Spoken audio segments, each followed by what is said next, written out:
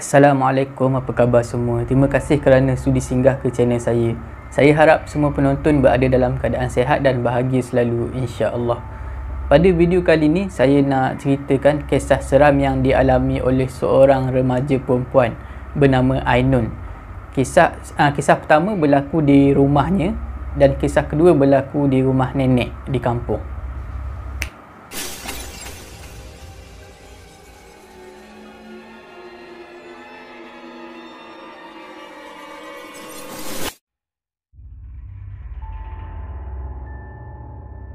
Kisah ni bermula apabila Ainun dan juga keluarga dia baru saja pindah ke sebuah rumah.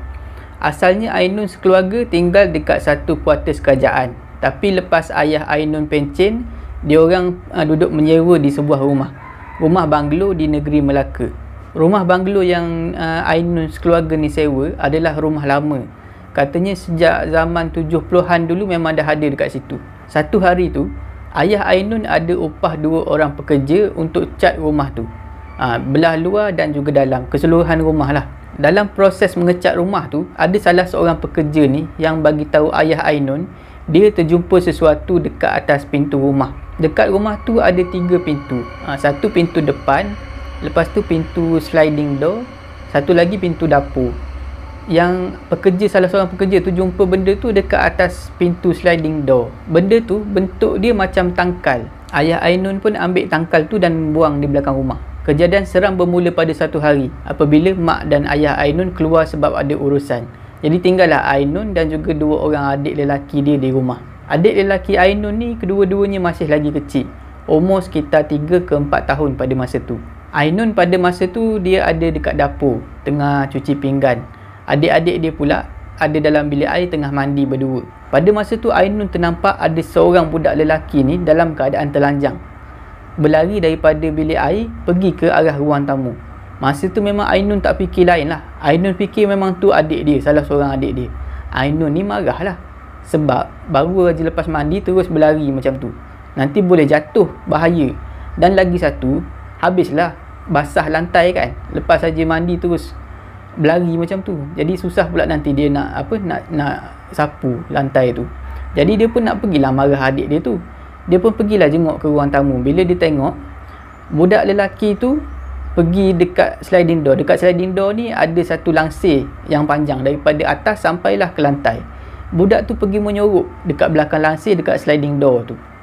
Masa Ainun ni baru je nak pergi ke sliding door tu, Ainun ni terdengar suara adik-adik dia dalam bilik air menjerit-jerit ketawa sedang bermain air. Lepas tu barulah Ainun ni terperasan ada 2 suara. Maknanya adik dia yang 2 orang tu kedua-duanya ada dalam bilik air. Jadi siapa budak yang berlari, budak telanjang yang berlari tadi tu? Ainun masa tu dia dah rasa meremang, dia dah rasa takut. Apa-apa hal pun dia pergi balik dekat bilik air.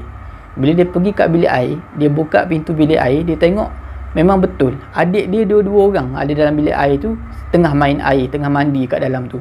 Masa tu Ainun memang berdebar dan dia takut. Tapi dia beranikan diri juga. Dia pergi balik dekat ruang tamu tu dan dia tengok dekat sliding door. Dia selak langsir. Memang tak ada siapa-siapa. Ainun tak pernah ceritakan perkara tu kepada ahli keluarga dia. Sejak Ainun ternampak jelmaan budak lelaki tu, Ainun kerap ternampak benda-benda pelik dekat dalam rumah. Ada 2 benda yang Ainun selalu nampak dalam rumah tu. Benda pertama adalah lembaga hitam. Yang jenis lembaga hitam ni, Ainun selalu terperasan benda tu selalu melintas laju dekat depan pintu bilik. Kadang-kadang dekat dapur Ainun nampak. Yang jenis kedua ni pula adalah jenis yang lembaga berambut panjang. Kalau yang berambut panjang ni, Ainun selalu terperasan dia selalu menjenguk. Kalau yang rambut panjang ni, kadang-kadang time Ainun tengah tengok cermin, tengah sikat rambut, dia terperasan ada lembaga berambut panjang tu menjenguk dia. Kadang-kadang time Ainun tengah berbaring dalam bilik, Ainun terperasan juga dekat pintu bilik dia tu macam ada orang menjenguk, orang yang berambut panjang. Tapi tak adalah sampai bertentang mata.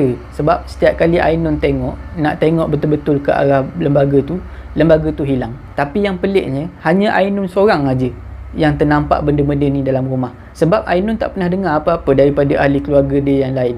Ada satu petang tu, Ainun dia baru balik daripada sekolah. Dia pun ajak member dia ni seorang ikut dia balik rumah, nak makan sama-sama katanya. Sebab petang tu dia orang ada latihan bola jaring. Jadi dia orang plan nak gerak sama-sama lah daripada rumah Ainun ni untuk pergi ke latihan tu.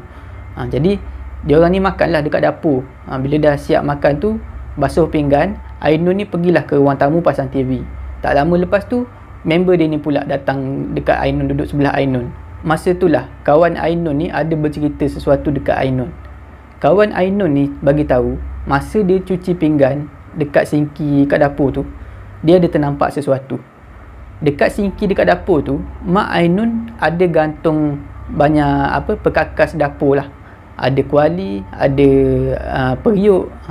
Dia ternampak dekat periuk tu lah. Periuk tu jenis yang berkilat, periuk baru. Jadi boleh nampak pantulan diri kita sendiri dan apa yang ada dekat belakang kita. Masa basuh pinggan tu lah, kawan Ainun ni terperasan daripada pantulan periuk yang digantung tu, dekat belakang dia, dekat dinding dapur tu, ada satu lembaga wanita berambut panjang sedang menjenguk dekat arah dia. Bila Ainun dengar, Ainun terkejut. Sebab dia tak sangka selain daripada dia, ada juga orang lain yang boleh nampak benda tu. Tapi Ainun dia tak naklah kawan dia ni takut. Dia bagi tahulah, oh, mak aku tu yang kau nampak tu. Padahal dia tahu benda tu memang bukan mak dia. Pernah sekali tu Ainun ni dia ambil gambar dalam rumah, dan lembaga berambut panjang tu pun ada dalam gambar tu sedang menjenguk. Tapi yang tertangkap dalam gambar cuma rambut dia yang panjang. Bila dah banyak kali sangat ternampak benda-benda ni, Ainun dah jadi macam lali, dah macam terbiasa. Ainun pun dah tak rasa takut macam mula-mula dia nampak benda-benda ni dulu. Rasa takut dia tu dah kurang. Tapi Ainun ni dia pernah juga terfikir, boleh jadi mak ayah dia pun pernah tengok benda-benda ni, pernah ternampak benda-benda ni. Tapi dia orang ni jenis yang tak bercerita antara satu sama lain. Kisah kedua ni juga berlaku kepada Ainun, tapi bukan di rumah banglo sewa tu, di rumah nenek dia di kampung. Pada masa tu cuti raya haji, jadi ramailah yang berkumpul dekat rumah nenek. Jadi memang seronok lah pada masa tu. Boleh jumpa sepupu-sepupu, boleh pergi mandi sungai ramai-ramai, boleh sembang-sembang, boleh tengok geng-geng yang adik-adik yang kecil-kecil ni main-main. Seronok lah. Pada waktu malam pula memang bersepah lah orang tidur dekat rumah, dalam rumah tu. Ada yang tidur dekat depan TV, dekat ruang tamu. Ada yang tidur depan pintu. Yang tidur dekat dengan dapur pun ada. Ikut suka je lah nak tidur kat mana-mana kan. Kecuali lah Ainun dan juga sepupu-sepupu dia yang perempuan. Dia orang ni tidur dalam bilik. Sebab iyalah anak-anak dara kan, macam tak sesuai lah kalau nak tidur berkelimpangan dekat luar tu. Pada waktu siangnya, kalau geng-geng pakcik-pakcik, pak-pak saudara Ainun ni memang tak ada kerja lain lah. Duduk kat luar minum air, isap rokok sambil sembang. Geng-geng mak saudara Ainun ni pula memang duduk kat dapur lah, buat air, memasak sambil sembang. Jadi adalah Ainun ni dia terdengar perbualan mak saudara dia dekat dapur. Salah seorang daripada mak saudara Ainun ni cakap, bila dah ramai macam ni, malam ni tengoklah, adalah datang melawat tu, nak tengok cucu-cucu anak-anak dia ni. Ainun masa tu dia tak endahkan sangat, sebab dia tak faham apa yang mak saudara dia tu cakap. Kalau kat rumah nenek ni, biasanya pukul 10 lebih macam tu memang dah sunyi, dah ramai yang tidur. Tapi pada malam tu, Ainun dengan sepupu-sepupu dia dalam bilik ni tak tidur lagi. Duk bersembang sampai pukul 11, tak tidur lagi. Bila jam dah tunjuk pukul 12 lebih, barulah dia orang tidur. Termasuklah Ainun. Bila tengah malam tu, Ainun ni tiba-tiba terjaga. Masa tu dah pukul 1 lebih pagi. Ainun tak tahulah macam mana dia boleh terjaga. Ainun tengok sepupu-sepupu dia tengah lena tidur. Masa tu memang sunyi. Yang dengar cuma suara dengkuran daripada luar. Masa tu pintu bilik Ainun dan sepupu-sepupu dia ni memang tak tertutup betul.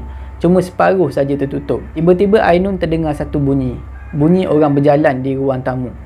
Dan ada bunyi hentakan bersama-sama dengan bunyi berjalan tu. Bunyi tu sangat perlahan, seolah-olah ada orang berjalan dekat ruang tamu memakai tongkat. Bunyi tu sekejap ada, sekejap berhenti, seolah-olah orang tu berjalan sikit dan berhenti. Lepas tu sambung balik berjalan. Masa tu memang Ainun rasa takut, sebab dia tahu dia seorang aja yang terjaga pada malam tu. Tapi dalam masa yang sama, dia teringin nak tengok siapa yang berjalan malam-malam buta dekat dalam rumah. Sebab setahu Ainun, tak ada siapa-siapa pun yang memakai tongkat dalam rumah tu.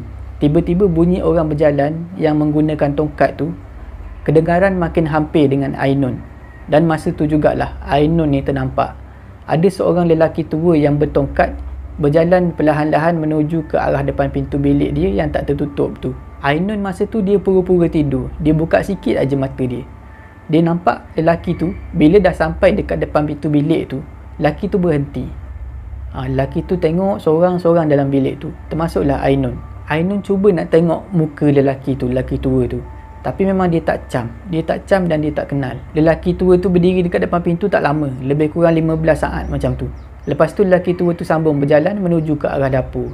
Lepas tu Ainun tak dengar dah apa-apa bunyi. Masa tu Ainun ni memang dalam ketakutan lah. Badan dia menggigil dan dia berpeluh. Masa tu lah dia teringat apa yang mak saudara dia cakap siang tadi. Mungkin benda tu lah yang mak saudara dia maksudkan. Setakat tu sajalah video saya pada kali ni. Saya harap semua penonton terhibur. Jika anda suka dengan video ni, jangan lupa like, share dan komen video ni. Jangan lupa subscribe dan tekan butang loceng untuk dapatkan notifikasi video saya yang seterusnya. Bagi anda yang nak kongsi kisah seram, boleh hantar ke alamat email yang tertera dekat bawah. Janganlah takut kepada makhluk, tetapi takutlah kepada pencipta sekalian makhluk. Semoga kita bertemu lagi di video saya yang seterusnya, insya-Allah. Assalamualaikum.